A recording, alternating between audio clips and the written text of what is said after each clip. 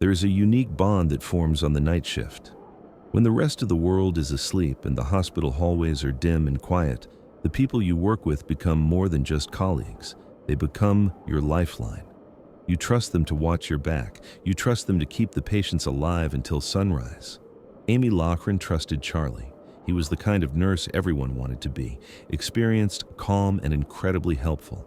He was the guy who would take your extra shift. He was the guy who would bring you coffee when you were drowning in paperwork. To Amy, he wasn't just a coworker, he was her best friend. But Amy didn't know that the man sitting next to her, the man playing with her children on his days off, was arguably the most prolific serial killer in American history. While she was trying to save lives, he was quietly, methodically ending them. This is the story of a betrayal so deep it almost defies belief. It proves that sometimes the face of evil isn't a monster snarling in the dark. Sometimes it's the nice guy in the scrubs helping you change an IV bag. Before we dive in, drop a comment and let us know where you're watching from. We'd love to hear from you. If you enjoy war stories like this, be sure to like the video, subscribe, turn on the notification bell, and share it with someone who'd love it too. Somerset Medical Center in New Jersey, 2003. The Critical Care Unit. The CCU is a high-stress environment. The patients here are on the brink of death, hooked up to machines that breathe for them and monitor every beat of their hearts. It is a place of constant beeping, flashing lights, and adrenaline. Amy Loughren was a nurse in the CCU. She was a single mother suffering from a heart condition called cardiomyopathy and working grueling night shifts to keep her health insurance. She was exhausted, overworked, and pushing herself to the limit. Enter Charles Cullen. Charlie had just started at Somerset. He was quiet, unassuming, and sad-looking, with a soft voice and a receding hairline. He seemed like a gentle soul who had been beaten down by life. He and Amy clicked immediately. They bonded over their shared struggles. Charlie became Amy's rock. When she was too sick to lift patients, Charlie did it for her. When she needed to vent about the stress, Charlie listened. He was the perfect coworker. He was competent. He knew the medications inside and out. He was always there when a code blue was called, rushing in to help with chest compressions. But in hindsight, that was the first red flag. Charlie was always there when the codes happened. In fact, the codes seemed to follow him. Hospitals deal with death every day. It is the nature of the business. But in the summer and fall of 2003, the death rate in the Somerset CCU began to spike in ways that didn't make medical sense. Stable patients, people recovering from minor heart issues or routine surgeries, were suddenly crashing. Their vitals would bottom out. Their hearts would stop. And despite the frantic efforts of the medical team, they would die. Amy noticed it, but she rationalized it. Hospitals have bad streaks. Sometimes people just get sicker. But the administrators were starting to see something else. They noticed irregularities in the drug dispensing system, known as the Pyxis machine. The Pyxis is like a vending machine for dangerous drugs. To get medicine, a nurse has to log in and select the patient. The logs showed that Charles Cullen was pulling strange medications. He was withdrawing digoxin, a powerful heart medication, and insulin, even for patients who weren't diabetic. But equally strange was that he would often cancel the request seconds later. The hospital administration, terrified of a lawsuit and scandal, hesitated. They didn't go to the police immediately. They did an internal investigation.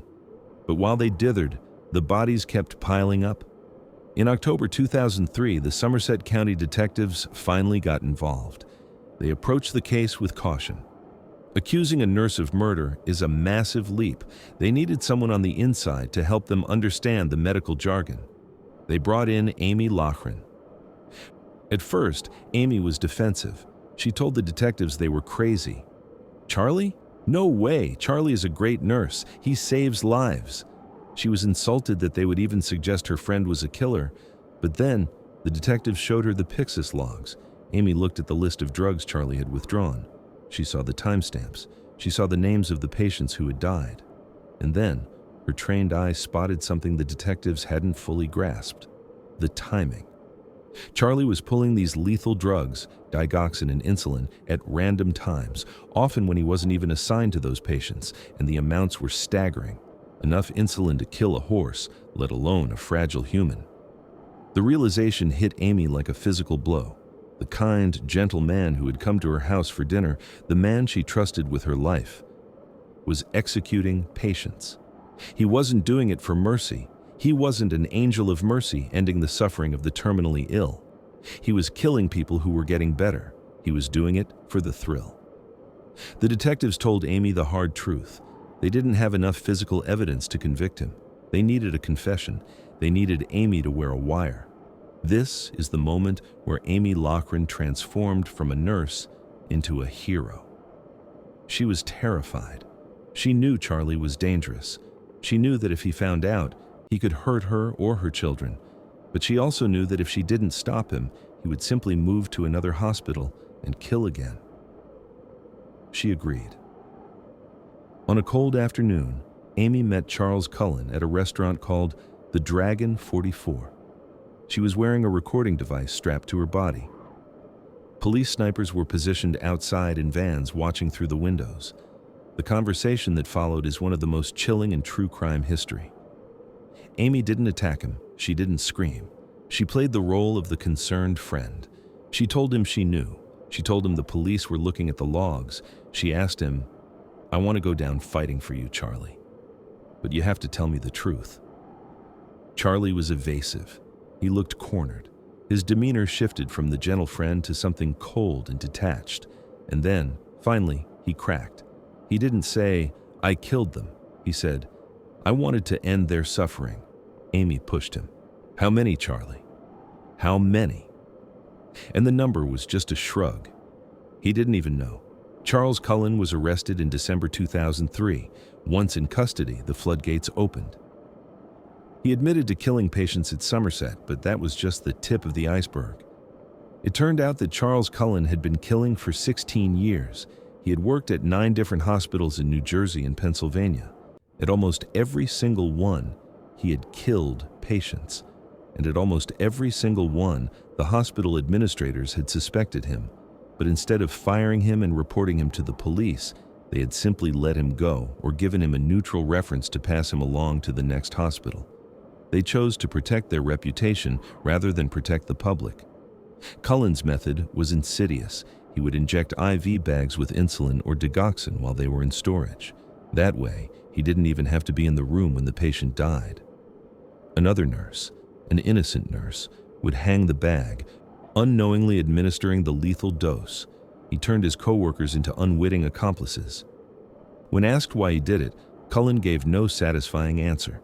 He claimed he was depressed, he claimed he was helping them, but the investigators knew the truth. He liked the power. He liked being the one who decided who lived and who died. He confessed to 40 murders. But experts believe the true number is closer to 400. That would make Charles Cullen the most prolific serial killer in recorded history. Charles Cullen pleaded guilty to avoid the death penalty. He is currently serving 11 consecutive life sentences in New Jersey State Prison. He will never be released. But for Amy Loughren, the trauma didn't end with the arrest. She had to reconcile the fact that her best friend was a monster. She had to live with the guilt of wondering if she could have seen the signs sooner. But the truth is, without Amy, Cullen would likely still be out there. He would have moved to another state, another hospital, and the killing would have continued. The case changed the medical industry. It led to the Cullen Law in New Jersey, which requires hospitals to report suspicious deaths and allows employers to give honest assessments of a worker's safety record without fear of being sued. We go to work assuming that everyone is playing by the same rules. We assume that a nurse wants to heal, that a teacher wants to teach, that a pilot wants to fly. But the story of Charles Cullen is a terrifying reminder that uniforms don't make people good.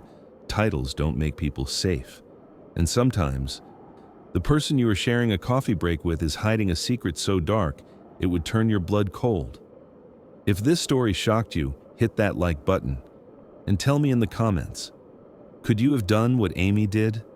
Could you wear a wire against your best friend? I'm Midnight Monologues. Sleep well and trust, but verify.